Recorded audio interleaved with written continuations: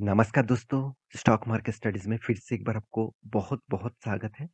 तो आज यहाँ पे मैं डिस्कशन करूँगा एक ऐसे बैंक के बारे में, जो देखा जाए तो एक प्राइवेट सेक्टर से जुड़े हुए हैं और एक प्राइवेट बैंक सेक्टर से जुड़े हुए हैं। तो मैं आज जिस बैंक के बारे में बात करूँगा वो बहुत छोटा है, मगर प्राइवेट बैंक इंडस्ट्रीज़ में आप देखेंगे तो कंपनी में टॉप 10 के अंदर कंपनी का नाम देखने को मिलेगा। तो कंपनी कौन-सा है, उसको डिस्कस करने से पहले ये बता दूँ, एक डिस्क्लेमर ज़रूर है। आप इस कंपनी का जो वीडियो मैं आपको आपके साथ शेयर करूँगा, साथ ही साथ टेक्निकल चार्ट पैटर्न भी शेयर करूँगा। तो उसके हिसाब से आप रिसर्च ज़रूर करना, उसके बाद निवेश ज़रूर करना, क्योंकि ये वीडियो टोटली एजुकेशन पर्पज़ में आपके साथ डिस्कस किया जाएगा। तो चलो देख लेते हैं आज के स्टॉक के बारे में। तो कंपनी कौन-सा है? कंपनी का नाम कौन-सा है? कंपनी का नाम है आईडीएफसी फास्ट बैंक। तो बहुत सारे दोस्तों ने कमेंट किया सर कंपनी 52 वीक हाई भी ब्रेक किया है। तो क्या आप इस कंपनी के ऊपर अभी एंटर होना चाहिए कि इस कंपनी के ऊपर मेरे पहले से निवेश है, क्या मैं एग्ज़िट हो जाऊँ? तो देखिए बहुत सारे कमेंट्स आते हैं उसके हिसाब से मैं वीडियो बनाता हूँ। तो बहुत आपको भी कुछ कमेंट्स हैं तो मुझे ज़रूर करिएगा और हाँ, उससे पहले चैनल को ज़रूर सब्सक्राइब कर लीजिएगा क्योंकि आपका सब्सक्रिप्शन से मुझे मोटिवेट भी मिलेगा और आपको भी डेली अपडेट मिलेगा। एक बार बेल आइकन को भी हिट करके ऑल कर दीजिएगा और आप ट्रेडिंग करके पैसा कमाना चाहते हैं तो उसके लिए हमेशा आपको मैं फ्री ऑफ कॉस्ट ज़रूर कॉल प्रोवाइड करूँगा। और हमारा जो टीम है वो आपको करेगा तो उसके लिए आपको नीचे टेलीग्राम 2 ग्रुप दिखेगा, वहाँ पे आपको जॉइन करना है। जाकर फटाफट जॉइन करके देखिए, अगर आपको अच्छा लगता है तो रहिए नहीं तो आप एग्ज़िट भी हो जाना, वहाँ पे कोई तो रिस्ट्रिक्शन नहीं है ना। तो चलो देख लेते हैं आज के कंपनीज़ के बारे में। तो सबसे पहले मैं कंपनीज़ के कुछ डेटा आपको दिखा दूँ तो आप देख सकते हैं आईडीएफसी फास्ट बैंक जो है, इसका प्राइस कितना है? करीबन 59 रुपीज़ के आसपास और वो भी कब किए थे? 28 नवंबर मतलब 2 दिन पहले ही इसका 52 वीक हाई ब्रेक किया है और पिछले दिनों का जो वॉल्यूम था, वो तो आपको दिखाऊँगा। जो प्रीवियस 52 का लो कब था? 22 जून में मतलब करीबन-करीबन 6 मंथ हुआ नहीं, उसके अंदर-अंदर कंपनी 52 वीक का हाई किया। तो देखिए कंपनी आपका फंड डबल कर दिया, तो 28 से करीबन 30 से पकड़ लीजिए, अभी 60 के आसपास चल रहा है, तो आपका फंड डबल के आसपास कर दिया, वो भी 6 मंथ के अंदर-अंदर। देखिए मैं आपको हमेशा यही चीज़ बोल के आया हूँ कि अगर अपने सही कंपनी के ऊपर सही टाइम पे निवेश कर दिया, तो सोचना एक ना एक दिन वो कंपनी आपको अच्छा खासा रिटर्न ज़रूर देंगे। तो 1 साल में आपका फंड डबल कर दिया। क्या इस हिसाब से बहुत सारे लोग क्वेश्चन किया है सर मैं क्या निकल जाऊँ? तो देखिए मैं कुछ पॉइंट आपके साथ शेयर करूँगा। सबसे पहले कंपनी का पिछले दिनों का जो ट्रेडिंग जो क्वांटिटी ट्रेड हुआ था करीबन 2 करोड़ 60 लाख के आसपास और टोटल डिलीवरी उठाया गया था 1 करोड़ 9 लाख के आसपास। तो करीबन 41.90% के आसपास यहाँ पे डिलीवरी उठाया गया है। तो प्रीवियस जो डिलीवरी है इस मंथ का वो भी आपको दिखा दूँ। तो आप देखेंगे यहाँ पे पीवीएस जो डिलीवरी है, अच्छा खासा डिलीवरी पिछले दिनों में हुआ था और उससे 28 तारीख को भी अच्छा खासा डिलीवरी हुआ था 37, 35, 32 इस तरीके से डिलीवरी रिपोर्ट आपको देखने को मिला। इसका मतलब डिलीवरी का जो परसेंटेज है, वो यहाँ पे एक रेंज बाउंड के अंदर कंपनी ऑब्वियसली काम कर रहा है। तो आपको देखना है इस हिसाब से कंपनी किस तरीके से ग्रोथ किया। तो कंपनी का जो ग्रोथ ऑफ पोटेंशियल है, उसके बारे में डिस्कस करूँ तो कंपनी का जो कॉम्पिटिटर है, उसके हिसाब से बात करें तो कंपनी 8 नंबर रैंकिंग में है।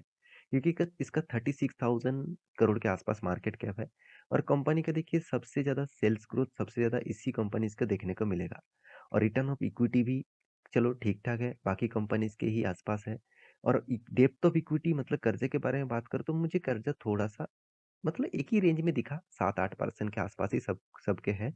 तो मार्केट कैप टू सेल्स के हिसाब से इस कंपनी ने सबको मतलब पीछे धकेल दिया क्योंकि 1.87 के आसपास है। इसका मतलब कंपनी को ₹1 कमाने के लिए 1.87 रुपीज़ पेमेंट करना पड़ रहा है। तो एक अच्छी बात है क्योंकि इतने लोअर प्राइस में कंपनी अभी खुद को बिज़नेस को बड़ा कर रहा है। तो कंपनी का पीबी-पी रेशियो भी ठीक-ठाक लेवल में देखने को मिला। अभी कंपनी का बाकी डिटेल्स के बारे में बात करूँ, तो सबसे बड़ी बात है कंपनी का रेशियोज़, जो जानना बहुत इम्पोर्टेंस है। सबसे बड़ी बात है कैपिटल एडिक्वेसी रेशियो। ये क्या होते हैं? मान के चलिए बैंकिंग सेक्टर में हमेशा आपको ये चीज़ देखना है कि कैपिटल एडिक्वेसी रेशियो कितना है। तो मान के चलिए यहाँ पे 16.74% के आसपास है। तो आप सोचना कि 16.7% आसपास है, आरबीआई के रूल्स के हिसाब से 9% के ऊपर होना चाहिए। तो बड़े-बड़े कंपनी जैसे एचडीएफसी, कोटक, आईसीआईसीआई इस तरीके से बैंक देखेंगे तो उसका कैपिटल एडुकेसी रेशियो अराउंड तो 20 6% के आसपास आपको देखने को मिलेगा, उससे भी ज़्यादा देखने को मिल सकता है। तो नेट मार्जिन के बारे में बात करूँ, नेट इंटरेस्ट मार्जिन 5.96 है, चलो ठीक है।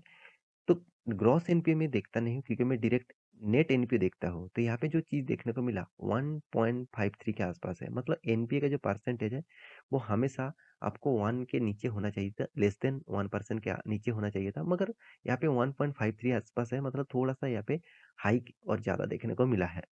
तो टोटल कंपनी का जो ब्रांचेस है आप देखेंगे तो 641 ब्रांचेस है और 719 एटीएम्स है।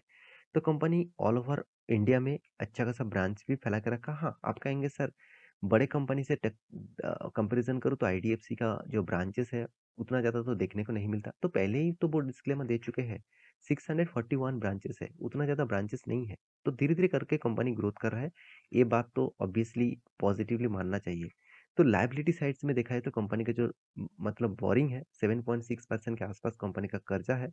और साथ ही साथ आप देखेंगे तो कंपनी का कासा रेशियो का जो परसेंटेज है वो 48% के आसपास देखने को मिला। मुझे इस चीज़ बहुत अच्छा लगा क्योंकि कंपनी का कासा रेशियो का जो ग्रोथ है, मतलब करंट अकाउंट और सेविंग अकाउंट जो डिपॉजिट किया जाता है उसके रेशियोज मुझे अच्छा खासा यहाँ पे देखने को मिला। और आईडीएफसी फर्स्ट बैंक के कासा रेशियो अच्छा इसीलिए देखने को मिला है क्योंकि आईडीएफसी बैंक ने एक टाइम में सबसे ज़्यादा इंटरेस्ट पे किया था। मतलब जो सेविंग अकाउंट होते हैं, जो एफडी होते हैं, तो उसमें अच्छा खासा एक इंटरेस्ट पे किया था, उसी के कारण कासा रेशियो ज़्यादा देखने को मिला। देखिए, जहाँ पे इंटरेस्ट ज़्यादा मिलेगा, लोग वहाँ पे ही निवेश करने के लिए ज़रूर जाएँगे। तो यहाँ पे देखिए मार्केट कैप टू सेल्स के हिसाब से 36,000 के आसपास यहाँ पे करोड़ के आसपास यहाँ पे मार्केट कैप है। पी रेशियो भी ठीक-ठाक है। चलो return of equity, return of capital employed उतना खास नहीं है, एकदम वीक लेवल्स में है। कंपनी की इनकम बहुत कम है, 130 करोड़ 32 करोड़ के आसपास है, कर्जा बहुत ज़्यादा है। तो फ्री कैश फ्लो के बारे में बात करें तो 2200 करोड़ के आसपास कंपनी के हाथ में कैश भी है। अगर कंपनी का प्रॉफिट एंड लॉस के बारे में बात करूं तो कंपनी बीच में 2019 और 20 में कंपनी ने बहुत बड़ा लॉस किए थे। उसको धीरे धीरे करके रिकवरी भी किया, मगर उतना ज़्यादा रिकवरी नहीं हो पाए। तो कंपनी शायद आपको एक साल में अच्छा खासा रिटर्न दिया, मगर बाकी सालों में कंपनी उतना खास रिटर्न नहीं दिया। कंपनी का जो परफॉर्मेंस है उसके बारे में बात करें तो साल भर की डेटा दिखा दूं तो कंपनी का सेल्स ग्रोथ 15% के ऊपर जरूर है, प्रॉफिट ग्रोथ भी 15% के ऊपर है, और रिटर्न ऑफ इक्विटी एकदम नेगेटिव में है। इन्वेस्टर के बारे में बात करूं तो प्रोमोटर के बाद एफआईएस ने भी अच्छा खासा माल उठा कर रखा है, डीएस ने भी उठाया, गवर्नमेंट भी उठाया और पब्लिक भी उठाया। तो हर किसी के पास इस कंपनी की हिस्सेदारी है। तो मैं पॉजिटिवली इस कंपनी के बारे में आपको जरूर सोचने के लिए कहूँगा। छोटा कंपनी है, फिर भी इस छोटा कंपनी होने के नाते भी इतना ज़्यादा फोर्सफुली काम कर रहा है, तो उसके ऊपर ध्यान रखना होगा। तो कंपनी का जो डिविडेंड पे आउट है, कंपनी 3-3 बार करके डिविडेंड दिया है। अभी जो इम्पोर्टेंस पॉइंट है वो है चार्ट पैटर्न। अगर मैं चार्ट पैटर्न आपको दिखा दूँ तो यहाँ पे जो चीज़ देखने को मिलेगा, देखिए मैं अब थोड़ा-सा ज़ूम छोटा कर देता हूँ। यहाँ पे जो टॉप लेवल से जो मैं एक ट्रेंड ड्रॉ करके दिया, ये ट्रेंड बहुत स्ट्रॉन्ग है, एक स्ट्रॉन्ग रेजिस्टेंस की तरह काम कर रहा है। यहाँ पे रेजिस्टेंस है, यहाँ पे भी रेजिस्टेंस है। तो आप कहेंगे सर यहाँ पे रेजिस्टेंस क्यों बना? तो देखिए इसको जानने के लिए आपको थोड़ा-सा यहाँ पे पीरियड देखना पड़ेगा। ये जो रेंज बाउंड है इसीलिए यहाँ पे रेजिस्टेंस बना। क्योंकि यहाँ पे देखिए एक रेजिस्टेंस था, उसके बाद स्टॉक में गिरावट हुआ। यहाँ पे भी गया था, उसको फॉल्स ब्रेकआउट माना गया, उसके बाद यहाँ पे भी टच किया और फिर से रीबैक किया। और कोविड के सिचुएशन में इस कंपनी का प्राइस हो गया था करीबन करीबन आप देखेंगे 16 रुपीज़ के आसपास। वहाँ से कंपनी आज करीबन देखा जाए तो हाई किए थे 70 रुपीज़ के आसपास। फिर से स्टॉक में गिरावट देखने को मिला और फिर से लो किए थे 29 रुपीज़ के आसपास, और आज 58 रुपीज़ के आसपास चल रहा है और 52 वीक के हाई के लेवल में चल रहा है।